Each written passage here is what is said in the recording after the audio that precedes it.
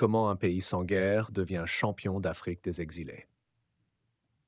Une analyse sans filtre sur la répression politique sous Mamadi Doumbouya. Bonjour à tous et bienvenue dans cette nouvelle vidéo. Aujourd'hui, nous allons plonger dans une réalité glaçante, étayée par des faits, des chiffres, des témoignages, mais surtout par une souffrance humaine que les discours officiels tentent d'étouffer. Une souffrance qui pousse chaque jour des milliers de Guinéens à tout abandonner pour fuir leur propre pays.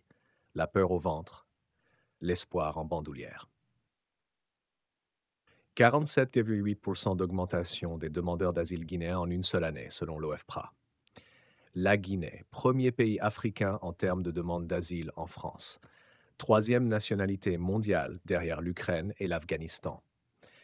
Ces chiffres ne sont pas tirés d'un roman. Ce ne sont pas non plus les fantasmes de l'opposition. Ils émanent de l'Office français de protection des réfugiés et apatrides, une institution officielle française, indépendante, rigoureuse. Et l'OFPRA va plus loin. Elle identifie clairement la cause de cette fuite massive, la répression politique en Guinée. Mais alors comment expliquer qu'un pays sans guerre, sans conflit armé, sans invasion étrangère puisse être classé à côté de l'Ukraine et de l'Afghanistan, deux pays ravagés par les bombes? La réponse tient en un mot, la dictature. Le choc des chiffres. Une hémorragie humaine inédite. Le chiffre de 47,8% d'augmentation en une seule année est historique. La Guinée n'a jamais connu un tel exode en si peu de temps, même aux heures les plus sombres de son histoire. Même sous le régime autoritaire de Sékou Touré, ou pendant les crises post-électorales d'Alpha Condé, le pays n'avait pas atteint un tel sommet de désespoir collectif. Avec près de 50 000 demandes d'asile déposées en France en un an, la Guinée dépasse de loin des pays pourtant instables, comme la RDC ou la Côte d'Ivoire. À Bruxelles, capitale européenne, le nom Diallo est désormais le plus répandu, preuve d'un enracinement profond de l'exil guinéen dans les capitales occidentales. Cette fuite n'est pas économique, elle n'est pas climatique, elle est politique.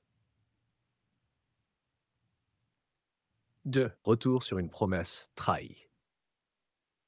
Le 5 septembre 2021, le colonel Mamadi Doumbouya, alors chef du groupement des forces spéciales, renverse le président Alpha Condé.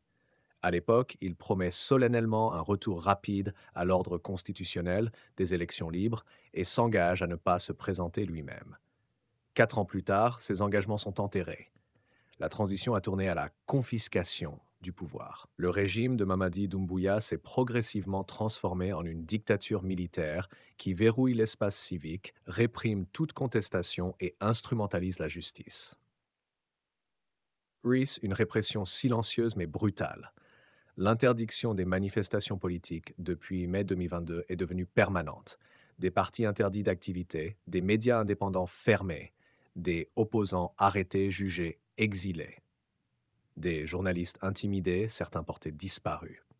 Des cas précis, Aliou Baldé, Aliouba, leader du parti Model, condamné à 2 ans de prison pour simple offense au chef de l'État. Sadiba Koulibaly, ex-chef d'état-major, décédé dans des conditions troubles. Colonel Célestin Bilivogui, retrouvé mort mystérieusement. Fonike Mengue et Biyoba, figure du FNDC, portés disparus. Maître Mohamed Traoré, ex-bâtonnier, enlevé à 3 heures du matin, passé à tabac, abandonné en brousse. Habib Marwan Kamara, journaliste d'investigation introuvable depuis 7 mois. La Guinée de Mamadi Doumbouya est un État où l'opposant devient ennemi, où l'activiste devient cible, où l'avocat défenseur des droits est traqué. Ake, le témoignage de Tierno Monenembo, un cri littéraire contre la barbarie. L'écrivain guinéen Tierno Monenembo, voix respectée de la diaspora et des milieux intellectuels africains, a récemment publié une tribune choc dans laquelle il qualifie la Guinée de championne d'Afrique des exilés et accuse Mamadi Doumbouya de transformer le pays en prison à ciel ouvert. Ce n'est pas l'opposition qui le dit, c'est l'OFPRA. Ce n'est pas une manipulation, ce sont les chiffres, les faits. Il décrit un climat de peur systémique, où l'arbitraire a remplacé le droit. Il dénonce le soutien silencieux de certains partenaires internationaux qui ferment les yeux sur la dérive dictatoriale du régime sous prétexte de stabilité régionale. Une diaspora toujours plus massive. La Guinée a toujours eu une diaspora importante, estimée à plus de 4 millions de personnes réparties entre l'Afrique de l'Ouest, l'Europe, l'Amérique du Nord. Mais jamais cette diaspora n'a été aussi jeune, aussi précipitée, aussi désespérée. Les jeunes Guinéens ne fuient pas pour trouver un meilleur salaire. Ils fuient pour rester en vie, pour préserver leur dignité, pour échapper à l'humiliation, aux arrestations, aux bastonnades, aux assignations à résidence. Chaque barque qui chavire en Méditerranée emporte avec elle des rêves guinéens, des intelligences perdues, des familles brisées. Pourquoi fuient-ils réellement? Ce n'est pas la faim, ce n'est pas la guerre. Le système est tel que plus rien ne fonctionne sans allégeance au régime. Tu es juge et tu refuses d'exécuter une consigne politique? Muté. Tu es journaliste et tu publies un dossier gênant? Licencié, traqué. Tu es enseignant et tu refuses de faire de la propagande? Suspendu. Tu es citoyen lambda et tu participes à une marche pacifique? Emprisonné. Face à cette mise en coupe réglée de l'État, partir devient un acte de survie.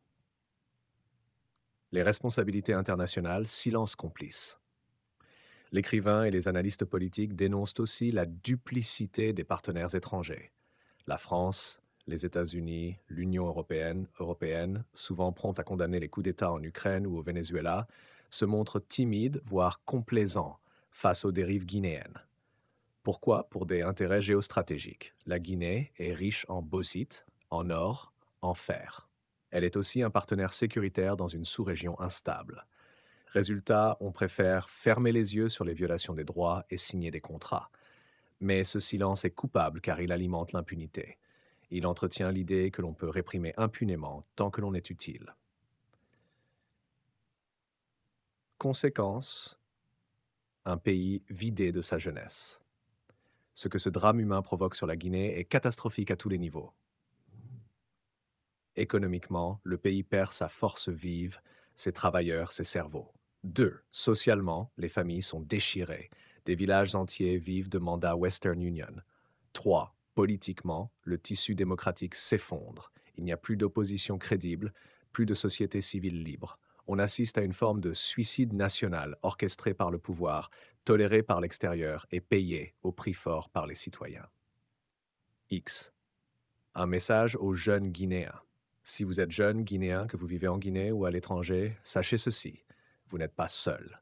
Vous êtes des victimes d'un système qui vous méprise. Mais fuir ne suffit pas. Il faut aussi résister, témoigner, alerter. Il faut écrire, filmer, parler, manifester pacifiquement, rejoindre des collectifs, soutenir la presse libre. Car tant que la parole est possible, l'espoir reste vivant. Ce que révèle cette crise migratoire.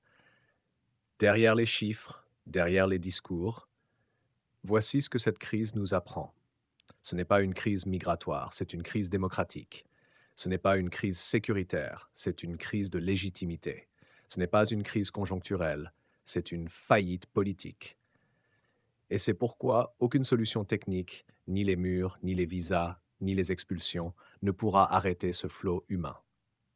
Il faut une solution politique, une vraie transition démocratique, des institutions solides, un pouvoir légitime. Conclusion. Une Guinée nouvelle est possible. La Guinée ne mérite pas ce sort. Ce pays au potentiel immense, ce scandale géologique riche en ressources, ce peuple digne et travailleur mérite mieux que l'exil, l'humiliation et la terreur. Mais rien ne changera si les Guinéens ne s'organisent pas, les élites ne prennent pas leurs responsabilités. Les partenaires internationaux ne cessent pas leur hypocrisie. Ce que nous vivons aujourd'hui n'est pas une fatalité. C'est le résultat de choix politiques. Et chaque choix peut être défait. Merci d'avoir regardé cette vidéo jusqu'au bout. Si vous pensez que la vérité ne doit plus être enterrée, abonnez-vous. Partagez cette vidéo massivement. Laissez un commentaire. Et surtout, ne restez pas silencieux, car le silence tue.